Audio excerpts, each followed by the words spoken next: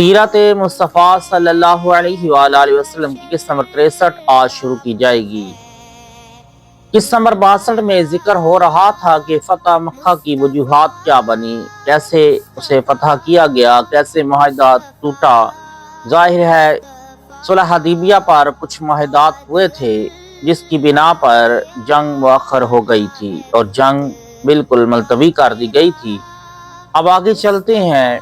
حضرت be be Maimuna رضی اللہ تعالیٰ عنہ کا بیان ہے کہ ایک رات حضور اکرم صلی اللہ علیہ وآلہ وسلم کا شانہ نبوت میں وضو فرما رہے تھے کہ ایک دم بالکل ناگہاں آپ نے بلند آواز سے 3 مرتبہ یہ فرمایا کہ لبیک لبیک، میں تمہارے لیے بار بار حاضر ہوں۔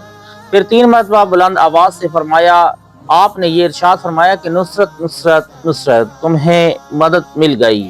جب آپ وضو خانہ سے نکلے تو میں نے عرض کیا کہ یا رسول اللہ صلی اللہ علیہ وآلہ وسلم، آپ تنہائی میں کس سے گفتگو فرما رہے تھے؟ تو ارشاد فرمایا کہ اے میمونہ، غضب ہو گیا، میرے حلیف بنی خزاعہ پر بنی بکر اور کفار قریش نے حملہ کر دیا، اور اس مصیبت و بے کسی کے وقت میں بنی خزاعہ نے وہاں سے چلا چلا کر مجھے مدد کے لیے پکارا ہے اور مجھ سے مدد طلب کی ہے، اور میں نے ان کو پکار سن کر ان کی دھاڑس بندھانے کے لیے ان کو جواب دے دیا ہے۔ حضرت بی بی میمونہ رضی اللہ تعالی عنہا کہتی ہیں کہ اس واقعہ کے تیسرے دن جب حضور اقدس صلی اللہ علیہ وآلہ وسلم نماز فجر کے لیے مسجد میں تشریف لے گئے اور نماز سے فارغ ہوئے تو دفعتاً بنی خزاعہ کے مظلومین نے رجز کے ان اشعار کو بلند آواز سے پڑھنا شروع کر دیا، اور حضور اکرم صلی اللہ علیہ وآلہ وسلم اور صحابہ کرام نے ان کی اس پردرد اور رقت انگیز فریاد کو بغور سنا۔ آپ بھی اس رجز کے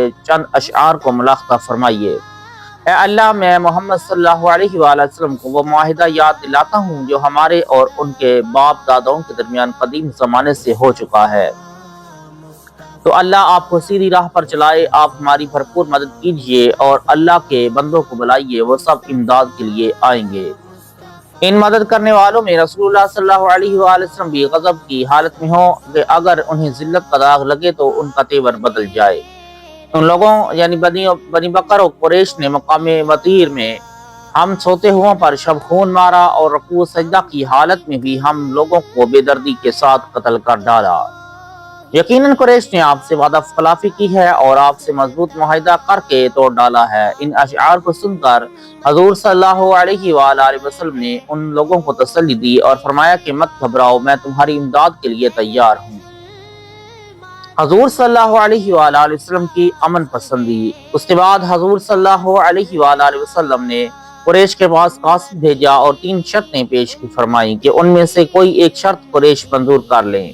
بنی خزاعہ کے مقتولوں کا خون بہا دیا جائے، قریش قبیلہ بنی بکر کی حمایت سے الگ ہو جائیں، اعلان کر دیا جائے کہ حدیبیہ کا معاہدہ ٹوٹ گیا۔ جب حضور صلی اللہ علیہ وآلہ وسلم کے قاصد نے ان شرطوں کو قریش کے سامنے رکھا تو قرطہ بن عبد عمر نے قریش کا نمائندہ بن کر جواب دیا کہ نہ ہم مقتولوں کے خون کا معاوضہ دیں گے، نہ اپنے حلیف قبیلہ بنی بکر کی حمایت چھوڑیں گے۔ ہاں، تیسری شرط ہمیں منظور ہے، اور ہم اعلان کرتے ہیں کہ حدیبیہ کا معاہدہ ٹوٹ گیا۔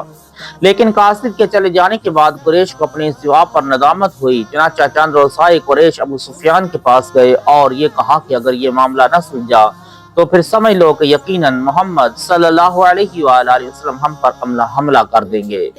ابو سفیان نے کہا کہ میری بیوی ہند بنت عتبہ نے ایک خواب دیکھا ہے کہ مقام حجون سے مقام خندمہ تک ایک خون کی نہر بہتی ہوئی نظر آئی ہے۔ پھر ناگہاں وہ خون غائب ہو گیا۔ قریش نے اس خواب کو بہت ہی منحوس سمجھا اور خوف و دہشت سے سہم گئے، اور ابو سفیان پر بہت زیادہ دباؤ ڈالا کہ وہ فوراً مدینہ جا کر معاہدہ حدیبیہ کی تجدید کرے۔ اس کے بعد بہت تیزی کے ساتھ ابو سفیان مدینہ گیا اور پہلے اپنی لڑکی حضرت ام المؤمنین بی بی ام حبیبہ رضی اللہ تعالیٰ عنہا کے مکان پر پہنچا اور بستر پر بیٹھنا ہی چاہتا تھا کہ حضرت بی بی ام حبیبہ رضی اللہ تعالیٰ عنہا نے جلدی سے بستر اٹھا لیا۔ ابو سفیان نے حیران ہو کر دیکھا اور پوچھا کہ بیٹی، تم نے بستر کیوں اٹھایا؟ کیا بستر کو میرے قابل نہیں سمجھا یا مجھ کو بستر کے قابل نہیں سمجھا؟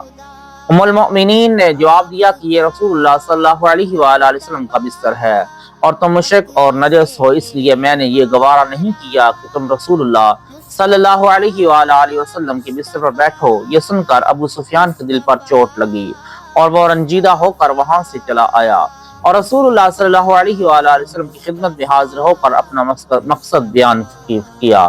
आपने कोई जवाब नहीं दिया। फिर अबू सुफियान हजरत अबू बकर सिद्दीक को हजरत उमर और हजरत अली रजी अल्लाह तआला अन्हुम के पास गया। उन सब हजरात ने जवाब दिया कि हम कुछ नहीं कर सकते। हजरत अली रजी अल्लाह तआला अन्हु के पास जब अबू सुफियान पहुंचा तो वहां हजरत बीबी फातिमा और इमाम हसन रजी अल्लाह तआला अन्हुमा भी थे। अबू सुफियान ने बड़ी लजाजत से कहा कि ए अली, तुम कौम में बहुत ही रहमदिल हो। हम एक मकसद लेकर यहाँ आए हैं। क्या हम यूं ही नाकाम चले जाएं? हम सिर्फ यही चाहते हैं कि तुम मोहम्मद सल्लल्लाहु अलैहि वसल्लम से हमारी सिफारिश कर दो। हजरत अली रजी अल्लाह तआला अन्हु ने फरमाया कि ए अबू सुफियान, हम लोगों की ये मजाल नहीं कि हम हजूर सल्लल्लाहु अलैहि वसल्लम के इरादा और उनकी मर्जी में कोई मुदाखलत कर सकें। हर तरफ से मायूस होकर अबू सुफियान ने हजरत फातिमा ज़हरा सलामुल्लाह अलैहा से कहा कि ए फातिमा रज़ी अल्लाह तआला अन्हा, ये तुम्हारा 5 बरस का बच्चा इमाम हसन एक मरतबा अपनी जुबान से इतना कह दे कि मैंने दोनों फरीक में सुलह करा दी, तो आज से ये बच्चा अरब का सरदार कहकर पुकारा जाएगा। हजरत बीबी फातिमा रज़ी अल्लाह तआला अन्हा ने जवाब दिया कि बच्चों को इन मामलात में क्या दखल। बलाकर अबू सुफियान ने कहा कि ए अली, मामला बहुत खटन नजर आता है, कोई तदबीर बताओ। हज़रत अली रज़ी अल्लाह तआला अन्हु ने फरमाया कि मैं इस सिलसिले में तुमको कोई मुफीद राय तो नहीं दे सकता, लेकिन तुम बनी कनाना के सरदार हो। तुम खुद ही लोगों के सामने ऐलान कर दो कि मैंने हदीबिया के मुआहदा की तजदीद कर दी। अबू सुफियान ने कहा कि क्या मेरा ये ऐलान कुछ मुफीद हो सकता है? हजरत अली रजी अल्लाह तआला अन्हु ने फरमाया कि यक तरफा ऐलान जाहिर है कि कुछ मुफीद नहीं हो सकता, मगर अब तुम्हारे पास इसके सिवा और चाराकार ही नहीं, क्या करोगे?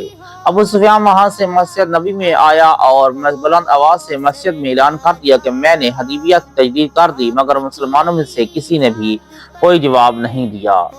अबू सुफियान ये ऐलान करके मक्का रवाना हो गया। जब मक्का पहुंचा तो कुरैश ने पूछा कि मदीना में क्या हुआ। अबू सुफियान ने सारी दास्तान बयान कर दी तो कुरैश ने सवाल किया कि जब तुमने अपनी तरफ से मुआहदा हदीबिया की तजदीद का ऐलान किया तो क्या मोहम्मद सल्लल्लाहु अलैहि वसल्लम ने उसको कबूल कर लिया? अबू सुफियान ने कहा कि नहीं। ये सुनकर कुरैश ने कहा कि ये तो कुछ भी ना हुआ, ये ना तो सुलह है और कि ना हम इत्मीनान से बैठे, ना ये जंग है कि लड़ाई का सामान किया जाए। उसके बाद हजूर सल्लल्लाहु अलैहि वसल्लम ने लोगों को जंग की तैयारी का हुक्म दे दिया और अपने हलीफ और हजरत बीबी आयशा सिद्दीका रजी अल्लाह तआला अन्हा से भी फरमा दिया कि जंग के हथियार दुरुस्त करें और अपने हलीफ कबाइल को जंगी तैयारियों के लिए हुक्मनामा भेज दिया। मगर किसी को हजूर सल्लल्लाहु अलैहि वसल्लम ने ये नहीं बताया कि किस से जंग का इरादा है। यहाँ तक कि हजरत अबू बकर सिद्दीक रजी अल्लाह तआला अन्हु ने भी आपने कुछ नहीं फरमाया। चुनांचे हज़रत अबू बकर सिद्दीक रज़ी अल्लाह तआला अन्हु हज़रत बीबी आयशा सिद्दीका रज़ी अल्लाह तआला अन्हा के पास आए और देखा कि वो जंगी हथियार निकाल रही हैं, तो आपने दरियाफ्त फरमाया कि क्या हुज़ूर सल्लल्लाहु अलैहि वसल्लम ने हुक्म दिया है? अर्ज किया जी हाँ। फिर आपने पूछा कि क्या तुम्हें कुछ मालूम है कि कहाँ का इरादा है? हज़रत बीबी आयशा सिद्दीका रज़ी अल्लाह तआला अन्हा ने कहा कि वो अल्वल्लाह, मुझे ये मालूम नहीं। गर्ज इंतहाई खामोशी और राज़दारी के साथ हजूर सल्लल्लाहु अलैहि वसल्लम ने जंग की तैयारी फरमाई और मकसद ये था कि अहले मक्का को खबर न होने पाए और अचानक उन पर हमला कर दिया जाए।